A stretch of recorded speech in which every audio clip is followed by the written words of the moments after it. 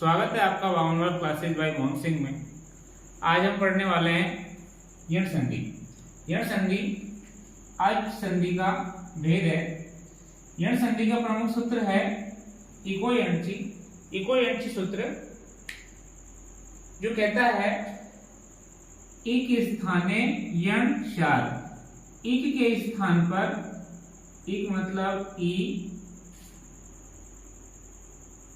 ओ, री और री के स्थान पर यण सार। यण शार, यण अर्थात ये, वे, रे, ले। एक वर्णों के स्थान पर यण होता है। एक स्थाने यण शार कब? अचि परे। अचि मतलब इनके सामने यदि स्वर हो, और स्वर कैसा? असमान। यदि एक वर्णों के सामने असमान स्वर आए तो एक प्रत्याहार के वर्णों के सामने के स्थान पर यण प्रत्याहार के वर्ण आदेश हो जाते हैं। जैसे ई के स्थान पर ये, उ के स्थान पर वे, री के स्थान पर रे, री के स्थान पर ल। ये है एक प्रत्याहार के वर्ण और ये है यण प्रत्याहार के वर्ण। तो एक स्थाने, एक प्रत्याहार के वर्णों के स्थान पर यण प्रत्याहार के वर्ण आदेश हो जाते हैं यदि एक प्रत्याहार के वर्णों के सामने अचि अर्थात स्वर परे हो संहिता के विषय में। संहिता का विषय का तात्पर्य ये है जहां बिना किसी व्यंजन के व्यवधान के दो स्वर मिलते हों, उसे हम संहिता कहते हैं संधि के अनुसार। अब इसके परिभाषा देखें तो ये होगी कि इक अर्थात लघु या दीर्घ, ई, उ, वी, री के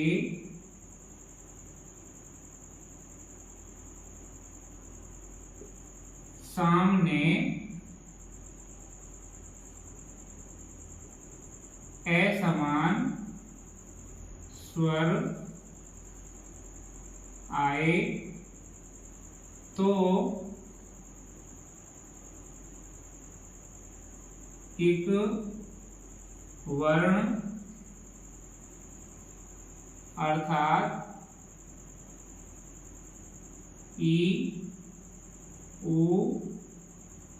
वी, री, ये लघु या दीर्घ कोई से हो सकते हैं। ई, उ, री के स्थान पर यण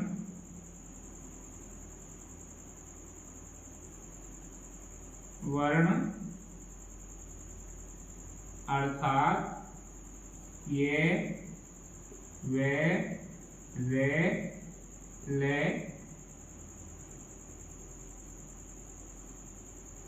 आदेश होते हैं।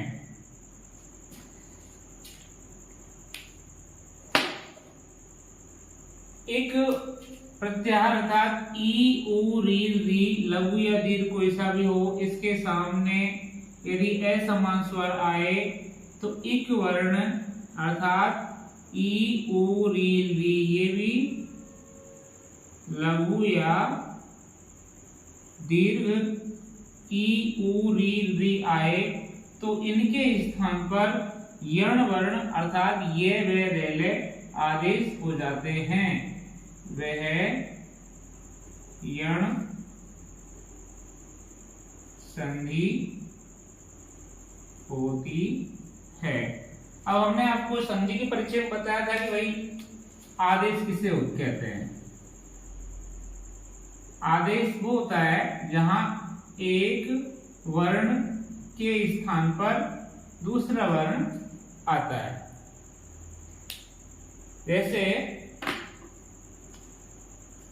हमारा संधि है इति प्लस आदि, ये विच्छेद है। इति प्लस आदि में आप देखें, हमको मैंने कहा संधि हम करते हैं प्रथम पद का अंतिम वर्ण, तो प्रथम पद का अंतिम वर्ण है ई, उत्तर पद का प्रथम वर्ण है आ, तो हमारे जो संधि वाले वर्ण है वो है ई प्लस आ। हमारी संधि के अनुसार कहता है प्रथम पद एक वर्ण ई उ री में से होना चाहिए, तो है उत्तर पद का प्रथम वर्ण असमान स्वर होना चाहिए है। तो ये कह रहा है एक प्रत्याहार के स्थान पर यण होगा कब, सामने एच परे स्वर परे हो तो सामने स्वर ही है। संहिता के विषय में दोनों स्वर हैं तो हमारा संहिता भी आ जाती है। यदि ऐसा है तो ये कह रहा है एक वर्णों के स्थान पर यण वर्ण, ई के स्थान पर ई, य, उ के स्थान पर व, रि के स्थान पर र, रि के स्थान पर ल आदेश होते हैं। यदि आदेश होते हैं तो ये आदेश सिर्फ ई के स्थान पर ही होगा, आ में कोई परिवर्तन नहीं होगा। तो आ और दी आपका ऐसे कैसे नीचे आ जाएगा,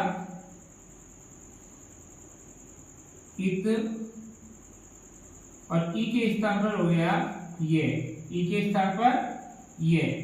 अब आप इनको मिला दें, ई आधा ते आधा ये में आ मिला या दी इत्यादि, ये आपकी संधि हो गई।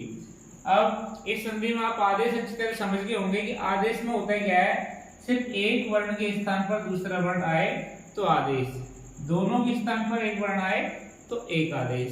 अब ऐसे ही जैसे हमने ई का उदाहरण पढ़ा, ऐसे मधु प्लस अरि, मधु के अंत में आप देखो, मधु में से हमने मध निकाल, मधु में से हमने मध रखा, इसमें से निकाला हमने ओ, सामने है री। इन दोनों वर्णों को देखो, प्रथम पद के अंत में उ आया जो कि एक वर्ण है, सामने ए आया है जो कि इसका असमान वर्ण है, संहिता के विषय में है। तो हम क्या करेंगे, यदि हमारे सारी शर्त पूरी हो रही है नियम अनुसार, इक्विवेलेंट सूत्र के अनुसार, तो उ के स्थान पर वे आदेश करेंगे। तो उ के स्थान पर हो जाएगा वे, तो म ध बेहलन, मैंने कहा ए का कुछ बिगड़ेगा नहीं, अरि, तो मध भरी, मध्वरी। अब आपके एग्जाम में यही पार्ट वाला पूछा जाएगा, ये विच्छेद और ये संधि। ये जो पार्ट है ये आपके मात्र समझाने के पर्पज से है। इसका संधि में पूछने के दो ही है, या तो संधि विच्छेद पूछेगा या संधि पूछेगा। मधु प्लस अरि बराबर मध्वरी। अगला है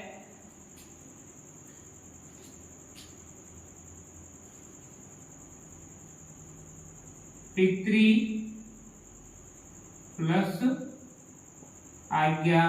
पितृ के अंत में री है, री में पितृ में से हमने री निकाल लिया, ते अलंत रह गया, सामने है आ ज्ञा। री के सामने असमान स्वर आया है तो री के स्थान पर हो जाएगा रे। यहाँ पे क्या है पित, यहाँ क्या है आ ज्ञा। अब ते और रे मिलाएगा तो त्रे, त्रे में आ मिला पित्रा ज्ञा, पित्राज्ञा। ऐसे ही री प्लस आकृति। अब री तो अपने आप में स्वतंत्र वर्ण है, तो यहाँ पर री सामने क्या है असमान स्वर, तो संधि हमको किसमें करनी है, री प्लस आ में री के स्थान पर क्या हो जाएगा, री के स्थान पर ले, सामने आ कृति, ये हो जाएगा लाकृति। ये आपकी कोई अंशी सूत्र अनुसार जो यण संधि है इसके चारों सूत्र आपको, चारों उदाहरण आपको लिखा दिए। इस हिसाब से आपके बहुत सारे और भी उदाहरण हैं जो आपके एग्जाम में अक्सर पूछे जाते हैं। इति प्लस आह, इत्याह, नि प्लस ऊना, न्यूना, इति प्लस अत्र, इत्यत्र। ओ में भी आप देखो बहुत सारे उदाहरण आपको देखे जाएंगे। गुरु प्लस आज्ञा, गुरु आज्ञा, लघु प्लस एकम, लघु एकम। ऐसे यहाँ पर मातृ प्लस आज्ञा, मात्र आज्ञा, ये आपको देखने को मिलेंगे। तो ये आप समझ गए होंगे यण संधि किसे कहते हैं। यण संधि अर्थात जहां एक वर्णों के स्थान पर, अर्थात ई उ री री के स्थान पर ये व रे ले आदेश हो तो वहां पर यण संधि कहलाती है। यहां पर आपकी यण संधि पूर्ण होती है। धन्यवाद।